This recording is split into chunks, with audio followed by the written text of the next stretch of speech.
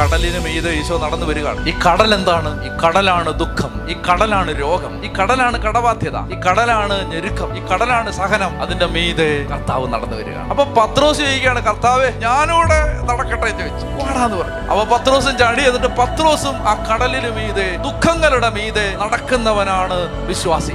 ദുഃഖങ്ങളുടെ, ദുരിതങ്ങളുടെ, പ്രതിസന്ധികളുടെ മീതെ നടക്കുകയാണ്. പ്രശ്നമുണ്ടോ ചോദിച്ചാൽ ഉണ്ട്, പക്ഷെ അതിന് മേളിൽ കയറി നടക്കുകയാണ്. ആ സമയത്ത് അല്പവിശ്വാസി വേഗം വിശ്വാസം ക്ഷയിച്ചിട്ട് വെള്ളം കയറി അങ്ങ് പൊങ്ങി വന്നപ്പോ അയ്യോ താണു പോണേന്ന് പറഞ്ഞ് താണു. അപ്പൊ കർത്താവ്, അതാണ് അതിനകത്തെ മനോഹരമായ രംഗം, കർത്താവ് അപ്പടിയടാന്ന് പറഞ്ഞു കൈ നീട്ടിക്കൊടുത്തു. പത്രോസ് കർത്താവിന്റെ കയ്യിൽ പിടിച്ചിട്ട്, അടുത്ത രംഗമാണ് ഈ പത്രോസിന്റെ കൈ പിടിച്ചിട്ട് ഇവര് രണ്ടുപേരും കൂടെ ഒരു നടത്തമുണ്ട് വഞ്ചിയിലേക്ക്, കടലിന് മീതെ. പത്രോസ് നടക്കുന്നു, കർത്താവ് നടക്കുന്നു. വിശ്വാസി, നിന്റെ കയ്യിൽ പിടിച്ചിരിക്കുന്നത് കടലിനെ സൃഷ്ടിച്ചവനാണ്.